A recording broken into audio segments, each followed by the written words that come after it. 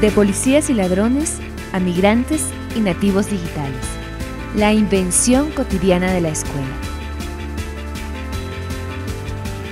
La escuela, como tantas otras estructuras que soportan el mundo actual, ha empezado a exhibir sus fisuras. Su acción se redujo a transmitir teorías, conceptos, conocimientos, datos y conclusiones racionales que nada tienen que ver con lo que los estudiantes viven diariamente, provocando en ellos el desinterés por lo que se les enseña en las aulas de clases. Por ello, la investigación adelantada por Fray Carlos Ariel Betancourt, Fray Rubén Darío López y Fray Luis Eduardo Pérez, frailes dominicos y directivos docentes, se abrió con la pregunta: ¿cómo desde lo cotidiano el Colegio Santo Tomás de Aquino puede realizar su quehacer pedagógico? Lo cotidiano no es un caminar sin rumbo, sin metas o sin puntos para alcanzar. Siempre está abierto al azar, al encuentro con el otro. Lo cotidiano siempre es nuevo. No es lo rutinario ni lo habitual, como muchas veces nosotros lo pensamos.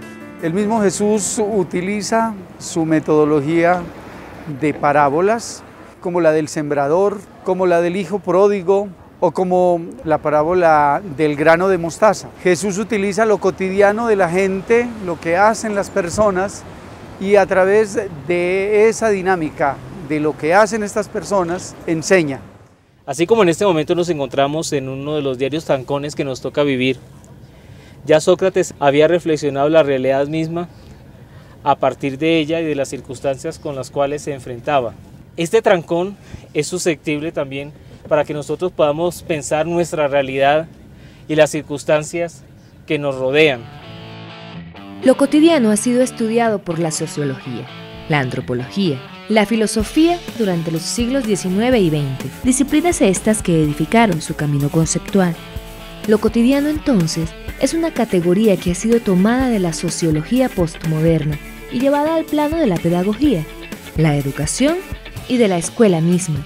Por ello, la sociología y la pedagogía son las disciplinas sobre las cuales se construyó el edificio conceptual de la investigación. Michel de Certeau define lo cotidiano como lo que se nos da cada día, como lo que nos toca en suerte, podríamos decir, o todo aquello que nos preocupa.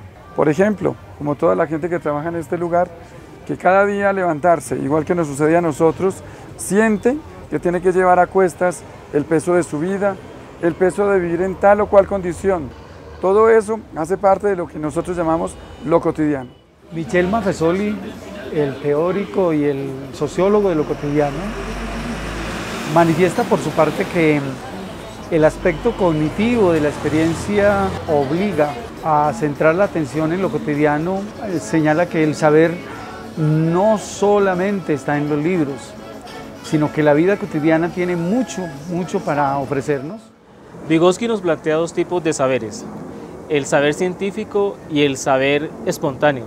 A este último nosotros en nuestra investigación hemos decidido llamarlo el saber cotidiano, que ya nos planteaba precisamente Antanas Mokus al decirnos que existe un conocimiento escolar y otro extraescolar. Y este último, el conocimiento extraescolar, hace referencia a aquellos conocimientos con los cuales los estudiantes enfrentan su vida diaria. 3 momentos metodológicos caracterizaron la investigación: las historias de vida de los estudiantes, las entrevistas a los maestros, padres de familia, autoridades académicas y las ponencias de estos últimos, expresadas en un foro educativo realizado el 13 de febrero de 2013. Todo ello orientado por el método de investigación biográfico-narrativo. Mi día a día es estar con mis amigos, hablar con ellos, jugar fútbol. Después de la jornada escolar, llego a mi casa, chateo, me meto a Facebook, duro más de 6 horas, 7 horas en Facebook. A mi casa principalmente llego a hacer pues mis tareas, me la paso leyendo y llego aquí a dormir. A mí me gusta aprender, lo que no me gusta es el colegio. Lo que me gusta hacer después de clases es jugar con mi tablet, hablar con un primo por medio de WhatsApp. Me gusta ver televisión y leer un poco.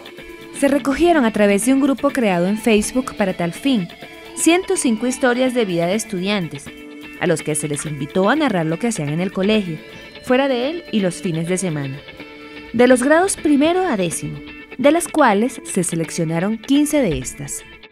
Mi nombre es Carolina González, soy la madre de Eduard Rubio González. Él prácticamente desde que llega a la casa todos los días se mete a internet, mira la Educaline. Los fines de semana normalmente siempre vamos a cine, a centros comerciales. En total se realizaron 12 entrevistas a padres de familia, de las cuales se seleccionaron 5. A ellos se les indagó por lo que hacían sus hijos después de clases, los fines de semana y por el tiempo que juntos compartían, con el ánimo de hallar experiencias comunes. Luego de obtener las experiencias comunes de padres y estudiantes, se les preguntó a los maestros por las artes de hacer su ejercicio profesional, teniendo en cuenta los acontecimientos cotidianos que viven los estudiantes día a día. Trabajar con lo cotidiano nos convierte a nosotros los maestros en aprendices de nuestros estudiantes. Entonces aquí ya no es el maestro el que está enseñando, sino es el maestro que aprende junto con sus estudiantes.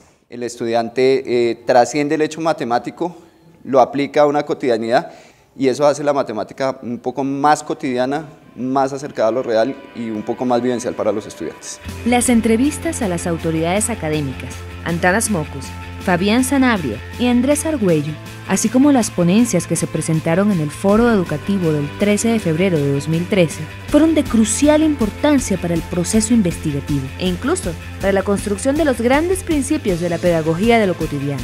A ellos se les preguntó, ¿por qué la escuela debe hablar de lo cotidiano? Comprender lo que dijeron los sujetos pedagógicos obedeció a un ejercicio hermenéutico, donde se tomaba el texto en sentido global, se decodificaban todas sus partes y después se interrelacionaban para tener una información veraz, pedagógica de lo cotidiano, en donde nosotros podríamos relacionar todas las experiencias y llevarlas a un texto concreto. Los testimonios que recogimos de los sujetos pedagógicos nos arrojan unos datos muy interesantes.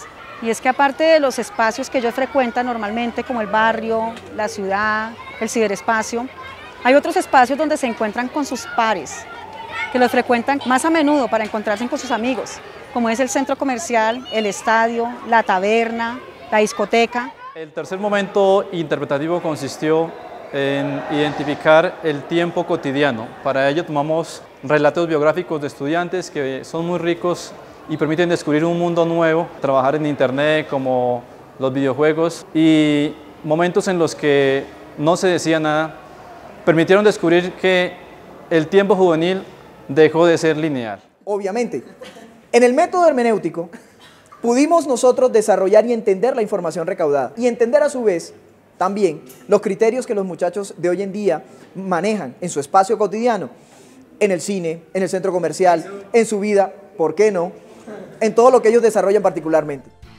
Estos 3 momentos hermenéuticos condujeron a los investigadores a proponer 2 grandes categorías, topología de lo cotidiano y cronología de lo cotidiano. Esta se refiere a la idea de un presente eterno, como si las manecillas del reloj no vinieran de ningún lugar y no avanzaran hacia ningún otro, en tanto aquella constituye el suelo de la experiencia común diaria. Lo que llamamos la temporalidad cotidiana transcurre en nuestro espacio cotidiano, como la ciudad donde habitamos, en nuestra casa, en el colegio, en la escuela, en la universidad, en el parque, en la calle, en el transporte urbano como este que nos lleva en este momento. Surgen para la investigación 2 grandes categorías, la topología de lo cotidiano y la cronología de lo cotidiano, es decir, el espacio, cómo en ese espacio acontece lo cotidiano y señalando al mismo tiempo cómo es el escenario propicio donde acontece la vida líquida, el instante. Los relatos, las entrevistas, el foro, la interpretación de estos mismos hecha por nuestros compañeros coinvestigadores, nuestros propios hallazgos, hacen parte de la triangulación de la información que se utilizó en la técnica biográfico-narrativa que orientó nuestra investigación. Los resultados obtenidos después de casi 2 años de investigación condujeron a los investigadores a crear los principios epistemológicos de una nueva pedagogía, la pedagogía de lo cotidiano. Estos, esbozados en líneas aún muy gruesas, son: aprende más, enseña menos; aprender del otro, hermenéutica de lo cotidiano, campos de conocimiento, ciudad educadora, el barrio, la calle, el centro comercial y el ciberespacio. En este momento los jóvenes que están inmersos en un mundo bastante complicado, desde el aula de clase empiezan a entender qué es con el otro que conviven, qué es con el otro donde aprenden, y realmente así hay una construcción de un nuevo mundo. El método hermenéutico, en medio de muchas otras cosas, nos ha permitido acercarnos a la realidad, interpretarla, conocerla, ir más allá.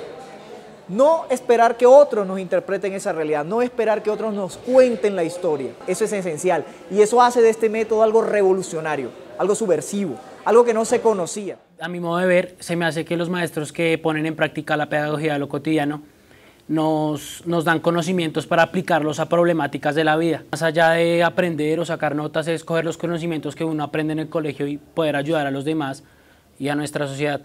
La pedagogía de lo cotidiano se trata de esto. Es cuando los profesores nos enseñan a hacer de la vida algo fabuloso, a encantarnos con la maravilla de la vida y sobre todo a ser alguien útil en la vida. El principio fundamental de la pedagogía de lo cotidiano debe ser: aprende más, enseña menos. Este principio ha hecho que varios países como Singapur, Finlandia, Corea del Sur hayan superado la posestandarización educativa. La pedagogía de lo cotidiano invierte el ciclo noceológico clásico enseñanza-aprendizaje y rompe con la ecuación maestro-estudiante. Con la nueva pedagogía de lo cotidiano podríamos decir que la nueva fórmula queda aprender y enseñar, y la relación de los sujetos pedagógicos es con el aprendizaje o con el saber. El segundo principio de la pedagogía de lo cotidiano lo constituye la otridad, cómo permanentemente estamos aprendiendo del otro. El estudiante en los zapatos del maestro y el maestro en los zapatos del estudiante, para hacer un intercambio creativo, armónico, a través del cual la vida cotidiana nos aporta siempre un conocimiento nuevo y nos genera siempre retos y metas cada vez más agudas. La pedagogía de lo cotidiano debe ser capaz de comprender e interpretar la realidad de manera diferente para que se puedan lograr otro tipo de currículos más atractivos y que los sujetos pedagógicos puedan asumir críticamente esta realidad y a su vez sean capaces de transformarla. Aprende más, enseña menos. Aprender del otro y la hermenéutica de lo cotidiano se circunscriben en el campo de la ciudad educadora, en la que el barrio, el ciberespacio, la calle y el centro comercial se convierten en otros universos educativos diferentes. El proceso, así como los resultados de la investigación, obedecen a un rigor académico y de una exigencia narrativa sometidas a prueba, por lo cual decidimos presentar el informe final como un relato novelado, a la usanza del Mundo de Sofía de Jay Gardner. Como se puede ver, los 22 capítulos que conforman la trama narrativa, además de ser nombrados cada uno de ellos de una manera muy cotidiana, constituyen un todo cotidiano. Así tenemos que la ciudad, los cerros orientales, los trancones, los desplazados, los acontecimientos escolares que surgen en el Santoto, los lugares donde almuerzan, toman el café, los sitios que frecuentan los investigadores e incluso una inusual granizada, entre otras, son el escenario donde se desarrolla la trama narrativa.